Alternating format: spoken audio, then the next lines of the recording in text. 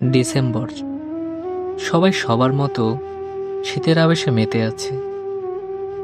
আমি হাঁটতে হাঁটতে রূপাকে মেসেজ দিলাম, আচ্ছা রূপা, ডিসেম্বরের সবকিছু এমন থমকে যায় কেন বলো তো?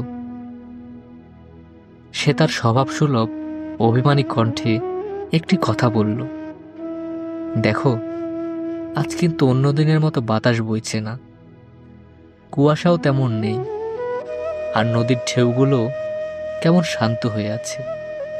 তবে কি আমাদের মতো ওদেরও মন খারাপ? আমরা চুপ হওয়াতে কেমন প্রকৃতিও নিশ্চুপ হয়ে গেল। ডিসেম্বরের প্রকৃতি ঠিক এমন, নিস্তব্ধ, কোলাহলমুক্ত, ঠান্ডা আবহাওয়া, ঠিক আমার শূন্য হৃদয়ের মতো।